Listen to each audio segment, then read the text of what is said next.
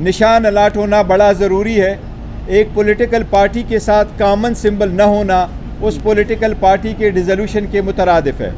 लिहाजा पार्टी को डिसफंक्शनल करना आइन की खिलाफ वर्जी है।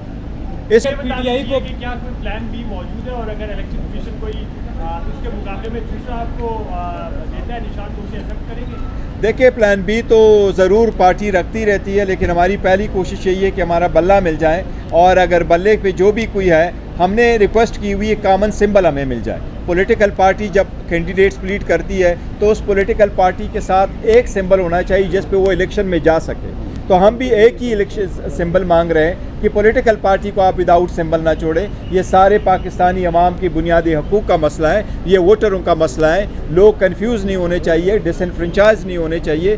पॉलिटिकल पार्टी को ऐसे आप डिज़ोल्व करके से ख़त्म कर दे, ये बिल्कुल गैर आईनी है, और मैं समझता हूँ जमहूरियत के ख़िलाफ़ बहुत बड़ी साजिश होगी अगर ये कामयाब हो जाती है। मंजूर जो मुस्तरद हुए थे वो मंजूर होना शुरू हो गए, बहुत सारे रहनुमाओं के हुए भी हैं, इस पर क्या कहेंगे? क्या देखिए, इंशाअल्लाह ताला सारे जितने कागजात उन्होंने नामंजूर कर लिए थे जिस भी ग्राउंड पे किए, इंशाअल्लाह ताला जब अदालत के पास जाएंगी, पहले दिन से हम कहते चले आ रहे हैं कि हमें अदलिया पे पूरा एतमाद है। इंशाअल्लाह ताला अदलिया इंसाफ करेगी और सारे रिस्टोर होंगे। एक बात है, 8 तारीख को इंशाअल्लाह जिस तरीके से इन्होंने हमारे सारे नॉमिनेशन फॉर्म रिजेक्ट किए 90% वन आफ्टर अदर, 8 तारीख को इंशाअल्लाह ताला वन आफ्टर अदर ये सारे 90% हारेंगे। पाकिस्तान पार्टी की सर अभी 4:30 बजे वो इलेक्शन कमीशन आमद है और वो बल्ले का निशान मांगने आ रहे हैं सर, वो दरख्वास्त। देखिए, बल्ले का निशान एक मरतबा किसी को अलाट हो चुका हो तो वो किसी और पार्टी को वैसे भी अलाट नहीं हो सकता। उम्मीद है इंशाअल्लाह ताला इलेक्शन नहीं करेगी, और यही तो रीज़न्स है कि हम सुप्रीम कोर्ट से इस्तदा कर रहे हैं कि पॉलिटिकल पार्टी का जो हमारा पिटिशनर है उसका हक़ है कि हमें कॉमन सिंबल दी जाए और सबसे पहले हमें अपना बेट वापस मिल जाए। गौर साहब, ये बताएं कि आपने यहाँ पर तस्लीम किया है कि वहाँ पर जो है आपकी कानूनी टीम जो है वो इस चीज़ को एक्सपोज नहीं कर सकी? नहीं, हमने आप जब गलत एफिडेविट जमा कराए जाए तो आपको पॉइंट आउट करना चाहिए था। नहीं, ये देखिए मैं आपको बताता हूँ, वो 2 तारीख को उन्होंने जमा किया है, हमारा काउंसिल नहीं था, एक्स पार्टी हेयरिंग हो गई थी, और 2 तारीख को कोई नहीं था, हमें नोटिस उस दिन आया है, और उस दिन के बाद 3 तारीख को अदालत ने उसको विकेट किया है।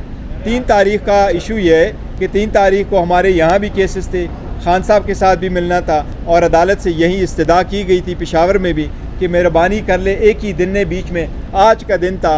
अब नेक्स्ट अवेलेबल DB जो है वो 9 तारीख को है, तो अदालत के लिए अगर बहुत ज़्यादा होता तो अदालत कोई वेरिफिकेशन का ऑर्डर ज़रूर करती अगर करना था, अदरवाइज़ इलेक्शन कमीशन का ऑर्डर विदाउट जुरिस्डिक्शन था। इसलिए पहला वाला ऑर्डर जो इशू हुआ था हमारे फेवर में वो मुनासिब था और उसको रहना चाहिए था। लेकिन इनके आज़ाद सूरत में अगर कोई अरकान जीतते हैं तो हमने ये देखा है कि हार्स ट्रेडिंग और फ्लोर क्रॉसिंग का रास्ता खुल जाता है पार्लियामेंट में, और पार्लियामेंट कमज़ोर हो जाता है। वो कौन सी कुव्वतें हैं जो आपको एक बड़ी जो है जमहूरियत से महरूम करके हार्स ट्रेडिंग और फ्लोर क्रॉसिंग की तरफ जाना चाहती हैं? देखिए, वाकई आपकी बात बिल्कुल ठीक है। अगर लोग इंडिपेंडेंट लड़ेंगे और उनके ऊपर फ्लोरिंग क्रॉसिंग का कानून लागू नहीं होगा तो जो भी इलेक्शन जीतेगा, जीत उन इंडिविजुअल की तो ज़रूर हो जाएगी कुछ वक्ती तौर पर, लेकिन इसमें हार सिस्टम की होगी, इसमें हार पार्लियामान की होगी, इसमें हार जमहूरियत की होगी, इसमें हार सारे इंस्टीट्यूशन की होगी, क्योंकि वो मुल्क आगे तरक्की नहीं कर सकता जिसको स्ट्रांग रियासत न मिले, और कभी आपको स्ट्रांग रियासत नहीं मिलती अगर उसके में आने वाला बंदा ख़ुद भी दागदार हो। तो यही तो हम कोशिश कर रहे हैं कि काइंडली इस बात को मद्देनज़र रख के पार्टी को लो कर ले, लेवल प्लेइंग फील्ड सबको दे दे, सबको निशान अलाट कराएं, पार्टिसिपेट करें, यही कानून है। तो यही के लिए हम स्ट्रगल कर रहे हैं। पीटीआई को किन किन चैलेंजेस का सामना है आईनी तौर पर या वैसे ग्राउंड पर? देखिए, हमें जो सबसे ज़्यादा चैलेंजिंग का पूरे मुल्क को इस वक्त सामना करना है वो पॉलिटिकल इंस्टेबिलिटी है, वो एक इकनॉमिक जो डाउनफॉल है इसका है, और हम कोशिश यही कर रहे हैं कि election free, fair and transparent हो, उसमें सारे पार्टिसिपेट करें, जो भी हुकूमत स्ट्रांग आ जाए सब उसके साथ ताउन करे और हम मुल्क को आगे ले जाएं, ताकि ये अनसर्टेनिटी ख़त्म हो। लोगों के फंडामेंटल राइट्स का इशू है, इलेक्शन का इशू है, इलेक्शन की डिले को बचने का भी इशू है, इलेक्शन के free and fair and transparent और इसकी लेजिटिमेसी भी इन लाइन होगा। अदालत ने यह मुनासिब समझा कि उस ऑर्डर को रिकॉल कर ले, चूँकि इलेक्शन हो रहे हैं, 13 तारीख बड़ा क्रिटिकल है। इलेक्शन कमीशन ने आज तक जो रिज़र्व सीट है जो पूरे मुल्क में 227 है उसमें 70 सीटें नेशनल असम्बली और बाकी सीटें प्रोविंशियल असम्बलीज़ की हैं।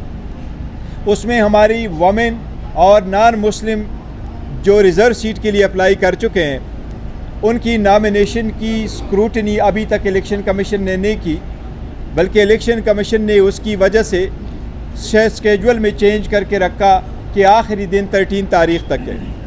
चूँकि मैटर अर्जेंट है